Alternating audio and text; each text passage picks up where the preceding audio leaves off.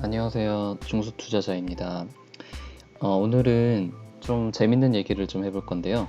에버노트를 활용한 매매일지에 대해서 얘기를 해보려고 하고, 제가 현대엘리베이터를 매수한 이유에 대해서도 좀 말씀을 드리려고 해요. 지금 현대엘리베이터는 마이너스 1.9% 하락하고 있는데, 제가 좀 천천히 설명을 해드릴게요. 일단은 매매일지를 안 쓰시고 계시는 분 계신가요? 매매일지는 주식 투자를 하신다면은 반드시 꼭 써야 됩니다. 그 매매일지를 안 쓰는 거는 무슨 예를 들어서 뭐 사업을 하는데 매출이나 이익을 기록하지 않는 거랑 마찬가지예요. 왜 내가 이 주식을 왜 사고 팔았는지랑 과거의 주가 흐름이 어땠는지 어떤 이슈들 때문에 올랐는지 이런 것들을 잘 기록을 하셔야 앞으로 이 주식의 주가가 어떻게 될지 예상을 어느 정도는 좀 할 수가 있거든요. 그래서 매매일지를 안 쓰시는 분들은 지금부터라도 꼭 반드시 쓰시길 바라겠고요. 매매일지 작성 방법은 사실 딱 정해져 있는 거는 없어요. 자기한테 맞는 걸 하면 되고 가장 편하고 손쉬운 걸로 하면 되는데 주로 엑셀을 이용해서 매매일지를 쓰는 경우들이 많죠. 엑셀 같은 경우는 정량적인 분석이 가능해요. 정확한 수익률이랑 현재 단가 같은 것들을 알 수 있고 배당 같은 것도 계산하기가 쉽죠. 그리고 저는 예전에 블로그를 활용해서 매매일지를 썼는데 블로그를 활용하면은 차트의 모양도 좀 나타낼 수가 있고 그 회사의 이슈라든가 재무제표, 공시 같은 것들을 좀 시각적으로 잘 볼 수 있게 할 수 있어서 블로그를 좀 이용했었는데 최근은 아니고 한 몇 년 전부터 에버노트를 주로 사용하고 있습니다. 에버노트는 아시는 분은 아시겠지만 메모 노트 프로그램인데 저는 이 프로그램을 너무 좋아하고 정말 즐겨 사용합니다. 주식뿐만이 아니라 어떤 제 일기라든가 사진 정리부터 시작을 해서 제 일상 모든 것들을 다 기록을 하는 그런 아주 소중한 프로그램이에요. 에버노트는 제 개인적으로 어떤 장점이 있냐고 생각을 하면은 모든 정보들을 한 곳에 저장을 할 수가 있어요. 공시부터 시작해서 기사, 레포트, 영업이익, 배당 이런 모든 것들을 한눈에 볼 수 있게 정리를 할 수가 있고 날짜별로 또 그리고 차트를 캡처를 해서 이 날짜에 이런 모습의 차트를 남겼었구나 라는 것들을 알 수가 있어요. 그리고 그날의 가격, 매수, 매도 이유 같은 것을 알 수 있어서 그냥 쉽게 생각을 하면은 통합 일기장 같은 느낌으로 좀 사용을 할 수가 있습니다. 에버노트로 제가 정리하는 것들은 뭐 여러 가지가 있는데 업종이나 테마를 정리하는 것도 있고 시장의 이슈 같은 것들 그리고 이제 차트 패턴 같은 것도 정리를 하고요. 그리고 가장 중요한 매수, 매도 이유, 가격, 수익률 그리고 익절을 했다면은 내가 이런 근거로 매수를 해서 참 잘했다고 스스로 칭찬을 하기도 하고 손절을 했다면은 이렇게는 매수하지 말아야지 하고 반성을 하기도 합니다. 그래서 제 에버노트를 직접 한번 볼게요. 제 에버노트 인터페이스는 이런 식으로 생겼고요. 간단하게 말씀을 드리면은 모든 노트를 클릭을 하면은 제가 이제까지 썼던 그런 노트의 개수를 볼 수 있고 780개 정도를 썼네요. 크게 노트북이랑 태그로 나눠져 있는데 저는 주로 노트북만 주로 이용을 해요. 이것도 너무 복잡하게 나누면은 헷갈리니까 4개의 카테고리로 나눕니다. 공부, 문화, 일정, 재테크. 주식은 당연히 재테크 쪽에 있겠죠. 그래서 재테크 노트북을 클릭을 하면은 254개의 노트북이 있는데 여기에는 제가 관심 있게 보는 종목의 어떤 기사라든가 투자 원칙 같은 또 마인드 정리한 것도 있고 차트 공부한 것도 있고 종목별, 업종별 정리한 것도 좀 있습니다. 그래서 아까 말씀드린 현대엘리베이터를 왜 매수했는지에 대해서 다시 한번 좀 말씀을 드리면은 현대엘리베이터 같은 경우는 이제 경협 테마 섹터에 있어요.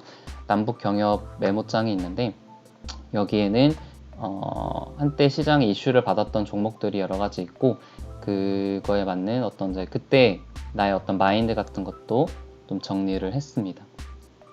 2018년 11월 달에 제 메모장에는 어떤 내용이 있었냐면은, 아래에서 지지를 받고 지지선이 잘 버텨주니까 매수를 하자. 75,000원에서 8만원에서 매수를 하자는 그런 계획을 세워서 매수에 들어갑니다. 하방이 잘 지지된다는 그런 얘기가 있었고, 그리고 한 달 정도 지났는데 경협주가 제가 매수했던 시점보다 조금 올랐어요. 앞으로 어떻게 될지 그때 그렇게 생각을 했었고, 이때 이제 올랐다가 답방 기대감으로 올랐는데 기대감이 소멸이 되면서 하락을 했습니다. 그래서 9만원 이하로 떨어지면 다시 매수하자는 그런 계획을 가졌었고, 12월 12일 날에는 답방이 미뤄졌다는 그런 이슈가 있었나 봐요. 그래서 94,000원까지 하락을 했고, 더 하락하면은 재매수를 하겠다는 그런 계획을 세웠습니다. 그 이후에 어떻게 됐나요? 12월 20일 날 다시 9만원대로 올라갔고, 이거는 금방 끝날 이슈가 아니다. 반드시 상승이 나오고 북미 정상회담 얘기가 나오면은 갈 수밖에 없다. 이때는 아마 북미 정상회담에 대한 구체적인 얘기는 나오지 않았었던 것 같습니다. 그리고 2월 1일 날에는 11만원까지 올랐네요. 제가 매수했던 가격보다는 거의 20% 이상 많이 올랐죠. 그리고 나서 3월 12일 날에는 이제 결렬이 되면서, 정상회담이 결렬이 되면서 급락을 했고, 약간 바닥을 다지는 모습이고, 그래서 현재 모습을 보면은 바닥을 다진 이후에 한번 상승을 했다가 다시 하락을 하고 있죠. 다른 여러 경협주들 중에서 현대엘리베이터를 매수한 이유는 그냥 간단합니다.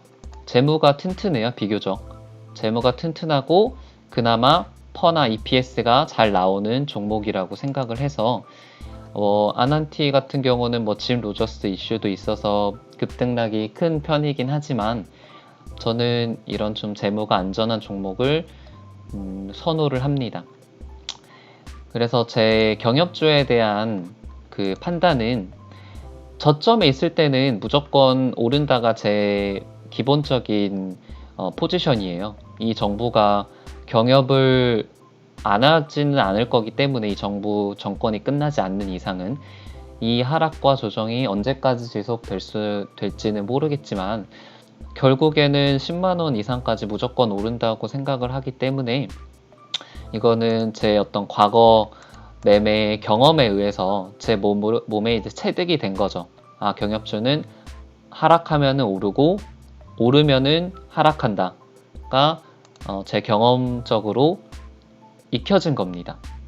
그래서 매수를 했고, 지금은 마이너스 1%대이지만 저는 더 갈 거라고 봅니다.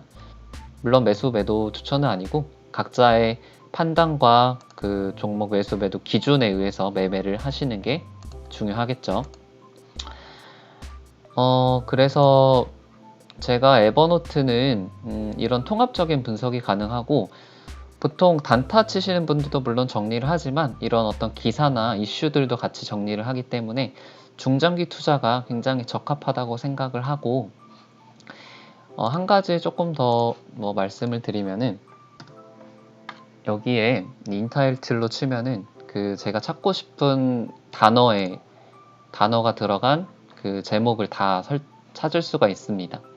그래서 요즘에 5G가 굉장히 이슈잖아요. 그래서 제가 예전에 스크랩을 했던 기사들을 보면 또 재밌어요. 이거는 2017년 12월 달에 오이솔루션에 대한 기사가 나왔어요. 2017년 12월 달이니까 오래됐죠. 오래됐는데, 그때 오이솔루션이 좋다, 유망하다, 5G에 대해서. 근데 오이솔루션의 가격을 보면은 어마어마하죠. 2017년 2월이니까 언제예요? 13,000원대였을 것 같네요. 13,000원대에서 박스권을 그리다가 지금은 엄청나게 시세를 분출하고 있습니다. 그리고 다른 제가 캡처했던 종목이 이노와이어리스인데, 이건 2018년 9월 달에 기사가 나왔었는데, 목표가를 2배로 예상을 했어요. 당시 23,000원이었고, 목표가를 2배로 얘기를 했으니까, 지금은 어떻게 됐을까요? 이노와이어리스. 오이솔루션보다는 좀 많이 덜 올랐죠. 그러니까 이런 종목들을 보면서 왜 오이솔루션은 많이 올랐는데 이노와이어리스는 왜 이렇게 많이 오르지 않았지? 그런 궁금증을 가질 수도 있고, 그러면서 기업 분석을 하고, 나중에 이런 기업 분석의 어떤 분석력이 추후에 종목을 선택하는 데 있어서 많은 도움을 줍니다. 5G 섹터 같은 경우들은 제가 매수하고 있는, 그리고 관심 있는 종목들을 이렇게 하나의 메모장에 정리를 하고 있습니다. 그래서 유비쿼스 서진 시스템, RFHIC, 그리고 유비쿼스와 유비쿼스 홀딩스를 비교한 그런 캡처 사진도 좀 있고요.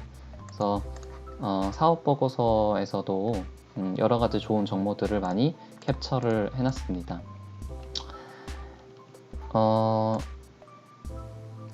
제가 이거 말고도 에버노트로 정리하는 것들이 굉장히 많이 있어요. 반도체나 OLED 섹터, 대선 섹터도 좀 정리를 했고요. 그리고 저는 차트도 굉장히 많이 보는데 여러 가지 패턴들이 있잖아요. 그래서 그 패턴들을 그렸을 때 나중에 그 시간이 지나고 나서 어떻게 흘러가는지 그런 것들을 추적 관찰을 하면은 굉장히 재밌는 게 많습니다. 예를 들어서 어떤 종목은 똑같이 신고가를 쳤는데 어떤 종목은 그 추가 상승이 있고 어떤 종목은 하락하는 경우도 있습니다. 왜 그런 차이를 보이는지 분석을 해보면은 어떤 일관된 특성들이 좀 보입니다. 그래서 이런 패턴들을 공부하는 것들이 저는 굉장히 도움이 많이 된다고 생각을 해요. 이것과 관련해서 제가 좀 더 얘기할 게 많을 것 같아요. 그래서 아까 말씀드린 그런 어떤 차트 유형별로 어떤 모형을 보였을 때 주가들이 어떻게 흘러가는지 그런 종목들을 좀 소개를 해주고 싶은데 소개를 해줄 수 있는 기회가 있었으면 좋겠고, 이제 그거 말고도 어떻게 해서 내가 에버노트를 활용을 하는지 좀 구체적으로 좀 보여드릴 수 있는 그런 영상도 하나 찍고 싶어요. 레포트들은 어디서 가지고 오는지, 좋은 레포트 사이트들이 몇 개가 있거든요.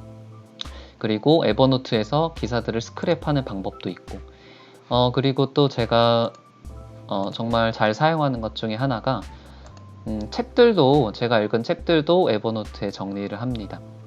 그래서 여러 가지 책들을 정리해요. 경제, 경영, 자기계발, 인문 여러 가지 종류들의 책들을 정리를 하는데, 경제 책들 같은 경우도 제가 읽고 정리를 한 것들이 있는데, 책들을 이렇게 정리를 하면은 좋은 게 뭐냐면은 상반되는 내용도 있고 비슷한 내용도 있고 예측이 틀린 내용도 있어요. 예를 들어서 부의 대절벽 같은 경우는 이게 2017년도에 나온 책인데 이거는 이제 완전히 틀렸어요. 이 책의 예측은 2019년에 엄청난 대폭락장이 온다라는 내용인데 완전히 틀렸습니다. 이 저자 해리 덴트라는 사람의 예측이. 그래서 어떤 부분이 틀렸는지 이런 것들을 추후에 영상을 통해서 좀 얘기를 하면은 좋겠고, 좋은 책들을 많이 정리를 했습니다. 그래서 앞으로 좀 기획을 하고 있는 그런 주제들이 이런 것들이에요. 경제 서적 같은 것도 제가 한번 리뷰를 해드리고, 그 어떤 책에 대한 내용이 지금 시장이랑 어떻게 접목을 시킬 수 있는지 현재가 중요하고, 그 분석을 바탕으로 앞으로 미래를 어떻게 예상을 하는지가 중요하잖아요. 그래서 그런 것들을 같이 얘기했으면 좋겠고, 구독해 주시면은 제가 좋은 영상 많이 올려드리도록 하겠습니다. 이상입니다.